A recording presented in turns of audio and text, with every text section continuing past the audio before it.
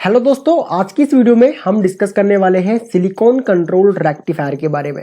Silicon control rectifier जो है या फिर एससीआर जो है हमारा, ये थायरिस्टर फैमिली का ही एक हमारा डिवाइस है और ये काफी पुराना डिवाइस है। तो आज हम इसके बारे में डिटेल में डिस्कस करने वाले हैं। अगर अभी तक आपने लर्न ट्रिपल ई को सब्सक्राइब नहीं किया हुआ है तो आप सब्सक्राइब कर लीजिए। बगल में जो बेल आइकॉन है उसे भी ऑन कर लीजिए ताकि आपको हमारी सभी वीडियोज का नोटिफिकेशन लगातार मिलता रहे। देखिए, एससीआर जो है हमारा, ये पावर इलेक्ट्रॉनिक्स का काफी इंपॉर्टेंट डिवाइस है और इसको हम ज्यादातर स्विचिंग के लिए हम इसको यूज करते हैं। ये आपको एससीआर का सिंबल दिखाई दे रहा है। एससीआर का सिंबल याद रखने का एक बहुत ही आसान तरीका है, आप डायोड का सिंबल याद रख लीजिए, ठीक है, क्योंकि डायोड का तो आपको पता ही रहेगा।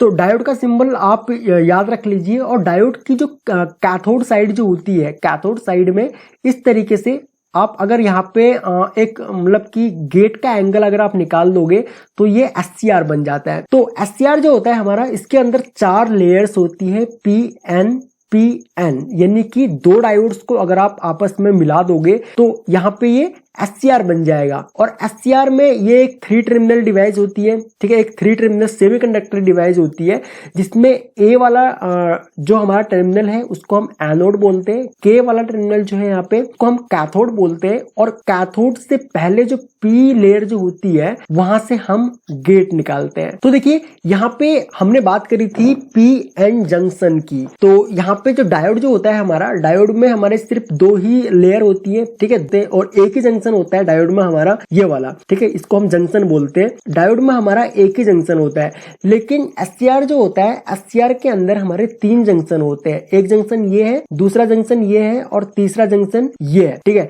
तो ये पी एन अगर आप 2 डायोड को इस तरीके से अगर आप कनेक्ट कर दोगे तो ये हमारा एससीआर बन जाएगा। जो हमारा डायोड जो होता है, अगर डायोड को हम इस तरीके से हम यहाँ पे मान के चलो पॉजिटिव सप्लाई अगर हम कनेक्ट करें और कैथोड की साइड को अगर हम नेगेटिव सप्लाई के साथ में कनेक्ट करें तो ये जो डायोड बनेगा हमारा, ये बनेगा हमारा फॉरवर्ड वाइज, ये हमारा फॉरवर्ड वाइज बनेगा। लेकिन सेम इसी तरीके से अगर हम इस बैटरी को उल्टा लगा देंगे, यानी कि कैथोड को अगर हम पॉजिटिव सप्लाई के साथ में कनेक्ट करेंगे और एनोड को अगर हम नेगेटिव सप्लाई के साथ में कनेक्ट करेंगे तो ये हमारा रिवर्स बायस जो है डायोड बनेगा, ठीक है। इसी तरीके से अगर हम यहाँ पे एससीआर को देखें तो एससीआर के अंदर हमारी 4 लेयर है, पी एन और 3 जंक्शन है। इन पॉइंट्स को हम जंक्शन बोलते हैं। ये हमारे जो पॉइंट है ये हमारे जंक्शन है।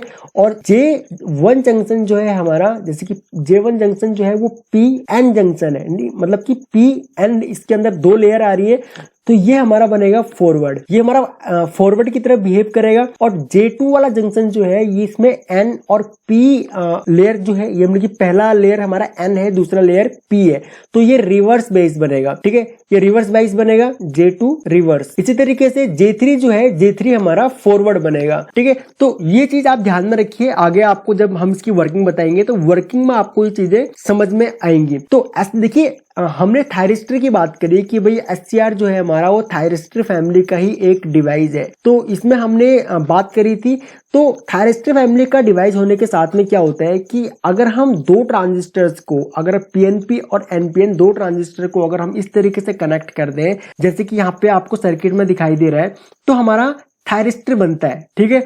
मतलब कि यहाँ पे आप इसका देखिए पीएनपी और एनपीएन, मतलब ये जो पी रीजन है, पी रीजन आपका एनोड होगा और बाकी का जो दोनों एन रीजन है उनको आप एक साथ कनेक्ट कर दीजिए, और जो पी लेयर है इन दोनों पी लेयर्स को आप एक साथ में कनेक्ट कर दीजिए, और बाकी का बचता है एन लेयर। तो एन लेयर जो होती है वो हमेशा कैथोड होती है, एन लेयर कैथोड होती है, इसको के से लिखते हैं।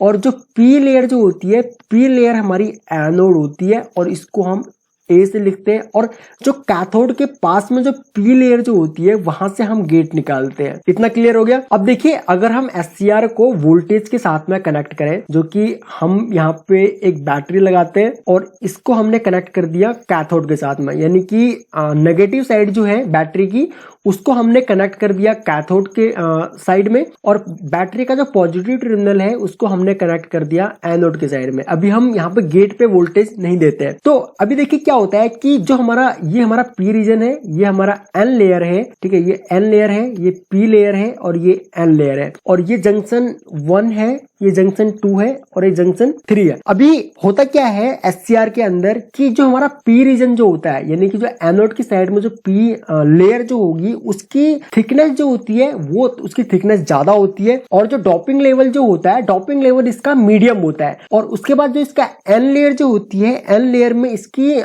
थिकनेस जो होती है वो बहुत ज्यादा होती है, ठीक है। लेकिन इसका जो डोपिंग लेवल जो होता है वो लाइटली डोप्ड होता है, काफी मतलब पतला होता है इसका। पी लेयर में भी इसकी थिकनेस जो होती है, थिकनेस इसकी ज्यादा होती है, मोटी थिकनेस होती है इसकी।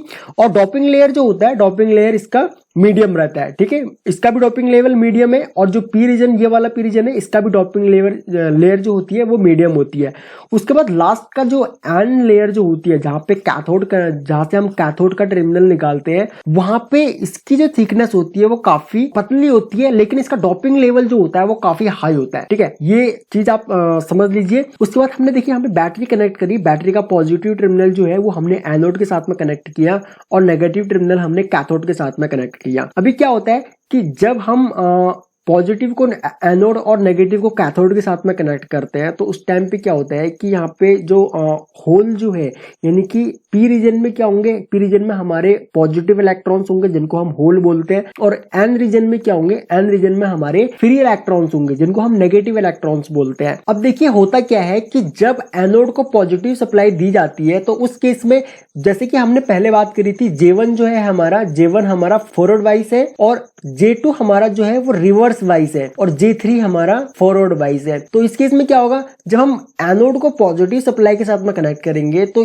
पॉजिटिव सप्लाई में कनेक्ट करने के साथ में जो फ्री इलेक्ट्रॉन जो है वो यहाँ पे जो इसकी डिप्लेशन लेयर जो है, ये डिप्लेशन लेयर, ये वाली डिप्लेशन लेयर तो खत्म हो जाएगी, लेकिन यहाँ पे जो डिप्लेशन लेयर है वो डिप्लेशन लेयर हमारी यहाँ पे बढ़ जाएगी, J2 वाली, क्योंकि ये जो है वो रिवर्स वाइस है, ठीक है। तो यहाँ पे हमारी सप्लाई जो है वो रुक जाएगी, ठीक है। यहाँ पे हमारी सप्लाई रुक जाएगी, और हमारा ये जो करंट जो है वो यहाँ से पास नहीं होगा। यहाँ पे तो हमारे इलेक्ट्रॉन्स है, लेकिन यहाँ पे हमारी जो J2 वाला लेयर जो है हमारी, यहाँ पे इसकी डिप्लेशन लेयर जो है वो बढ़ जाएगी, और हमारा करंट पास नहीं होगा, ठीक है। लेकिन क्या होता है कि अगर हम इस जो बैटरी का वोल्टेज जो है, बैटरी का वोल्टेज अगर हम एक लेवल से काफी हाई कर देते हैं, काफी हाई वोल्टेज अगर हम इसका बढ़ा देते हैं, तो उस केस में क्या होता है कि ये जो J2 की जो डिप्रेशन लेयर जो है, ये डिप्रेशन लेयर इसकी टूट जाती है, और हमारा जो करंट जो है वो करंट फ्लो होने लग जाता है, और इस जो मतलब जिस वोल्टेज पे जाकर के इसकी डिप्रेशन लेयर टूट, उसको बोला जाता है ब्रेक ओवर वोल्टेज, ठीक है, जहां पे ये डिप्रेशन लेयर इसकी टूटती है।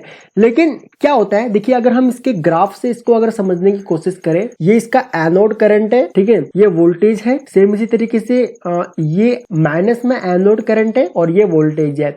तो क्या होता है कि जब हम बैटरी के साथ में इन दोनों टर्मिनल्स को कनेक्ट करते हैं, तो उस केस में वोल्टेज तो मतलब कि करंट तो हमारा पास नहीं होता है, लेकिन कुछ लीकेज करंट हमारा पास होता है। तो उस लीकेज करंट को हम ग्राफ में कुछ इस तरीके से दिखाते हैं, इस तरीके से हम इसको दिखाते हैं। लेकिन जैसे ही हम यहाँ पे क्या होता है, जैसे ही हम इसका वोल्टेज को इंक्रीज करेंगे, काफी मतलब कि एक हाई लेवल पे अगर हम इसका वोल्टेज को इंक्रीज करेंगे, तो ये जो ग्राफ जो बनेगा इसका, वो कुछ इस तरीके से बनेगा, ठीक है। और हमारा SCR जो है वो ऑन कंडीशन में आ जाएगा, SCR हमारा ऑन हो जाएगा। लेकिन जो इसका बैटरी का वोल्टेज काफी हाई लेवल में बढ़ाने पर जो यहाँ पे जो J2 का जो डिप्लेशन लेयर जो इसकी टूटती है, वो एक काफी डेंजरस स्टेज हो जाती है, ठीक है। वहां पे मतलब ऐसा हम करते नहीं है, लेकिन ऐसा किया जा सकता है। ऐसे मतलब इसकी वोल्टेज को बढ़ा करके इसकी डिप्लेशन लेयर को खत्म किया जा सकता है, और हमारा वोल्टेज मतलब SCR जो है वो ऑन स्टेज में आ जाएगा। अब देखिए अगर हम गेट पे एक अलग से वोल्टेज को कनेक्ट करें, या फिर अलग से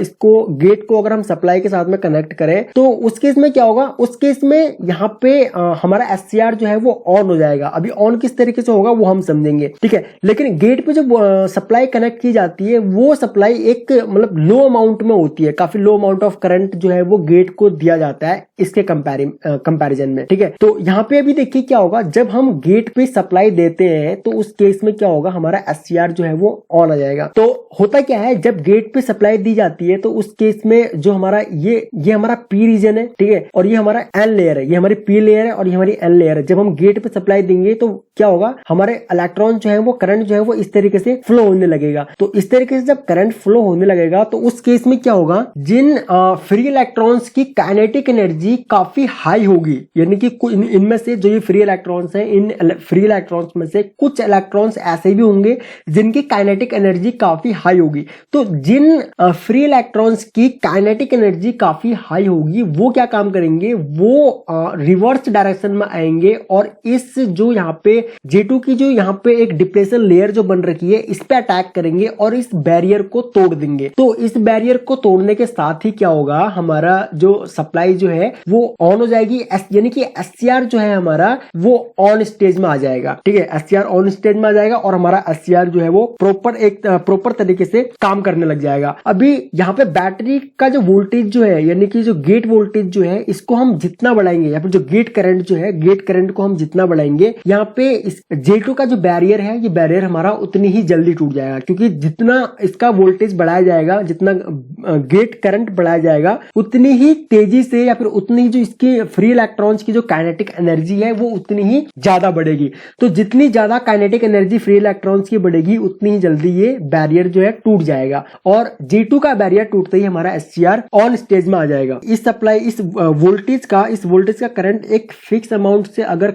कम होगा तो उस केस में क्या होगा, हमारा जो ये SCR है काम नहीं करेगा, ठीक है। तो ये होगी इसकी वर्किंग। तो अभी अगर हम ग्राफ में देखें तो ग्राफ में जो ये वाला पॉइंट जो होता है इसको हम बोलते हैं होल्डिंग करंट, इसको होल्डिंग करंट बोला जाता है। और SCR को ऑन करने के लिए जितनी हमको जरूरत पड़ती है उस करंट को बोला जाता है लैचिंग करंट, ठीक है। SCR को ऑन करने के लिए जितने करंट की हमको जरूरत पड़ती है उसको लैचिंग करंट यहाँ पे बोला जाता है। और ये वाली ये जो करंट है हमारी, ये करंट हमारी लीकेज करंट है, ये लीकेज करंट है। SCR को ऑन करने के लिए जिस मिनिमम करंट की हमको जरूरत पड़ती है उस मिनिमम करंट को हम लैचिंग करंट बोलते हैं, ठीक है। तो यहाँ पे हमने बात करी थी कि भाई एनोड करंट जो है हमारा एक लेवल से अगर कम हो जाएगा तो वहां पे हमारा SCR जो है वो ऑफ हो जाएगा। SCR को ऑन करने के लिए हमको जिस करंट की हमको जरूरत पड़ती है वो करंट हमारा लैचिंग करंट कहलाता है। इसी तरीके से ये तो हो गया हमारा फॉरवर्ड वाइज में। इसी तरीके से अगर हम रिवर्स वाइज की अगर हम बात करें तो सेम क्या होगा, बैटरी को अगर हम उल्टा लगा देंगे तो क्या होगा, यहाँ पे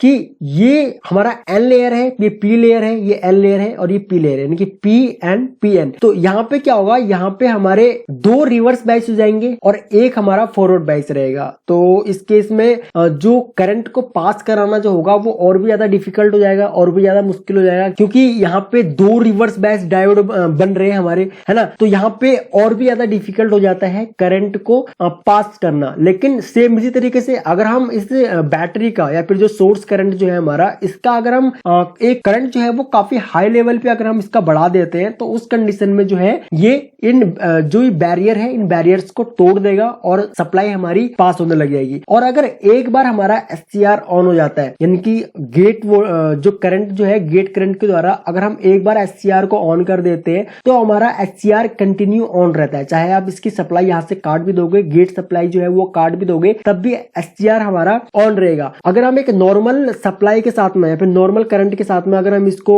कनेक्ट करते हैं तो उस केस में क्या होगा, हमारी जो सप्लाई जो है वो पास नहीं होगी। लेकिन उस केस में कुछ लीकेज करंट जो है वो पास होगा, कुछ लीकेज करंट जाएगा। लेकिन जब हम इसका करंट एक लेवल से काफी हाई इसका कर देंगे, काफी हाई अमाउंट ऑफ करंट इसको अगर हम देंगे तो उस केस में क्या होगा, उस केस में दोनों ही बैरियर तोड़ देगा और हमारा SCR ऑन हो जाएगा। तो इस तरीके से इसका VI कैरेक्टरिस्टिक बनता है, यानी कि वोल्टेज करंट कैरेक्टरिस्टिक इसका बनता है और इस तरीके से हमारा SCR काम करता है। तो आई होप कि आपको ये वीडियो पसंद आई होगी और आपको पता लग गया होगा SCR किस तरीके से काम करता है। फिर भी अगर आपके कोई डाउट है SCR से रिलेटेड या फिर कोई भी अगर आपके डाउट रह गए या फिर मैं कुछ नहीं बता पाया या फिर आपको अगर समझ में नहीं आया तो आप वीडियो के नीचे कमेंट कीजिए। मैं आपके सभी कमेंट्स पढ़ता हूँ, सभी कमेंट्स की रिप्लाई भी करता हूँ। प्लीज आप अपना फीडबैक जरूर दिया कीजिए, क्योंकि आपके कमेंट्स हमारे लिए बहुत ज्यादा इंपॉर्टेंट रहते हैं। आपके कमेंट्स से ही हम लोग मोटिवेट होते हैं आपके लिए और भी ज्यादा वीडियोस बनाने के लिए। अगर आपको ये वीडियो पसंद आई तो आप इस वीडियो को लाइक कर सकते हैं, अपने फ्रेंडों में शेयर कर सकते हैं, और अगर आप इस चैनल पर न्यू हैं तो आप इस चैनल को सब्सक्राइब कर लीजिए। बगल में जो बेल आइकॉन है उसे ऑन कर लीजिए ताकि आपको हमारी सभी न्यू वीडियोस का नोटिफिकेशन लगातार मिलता रहे। तो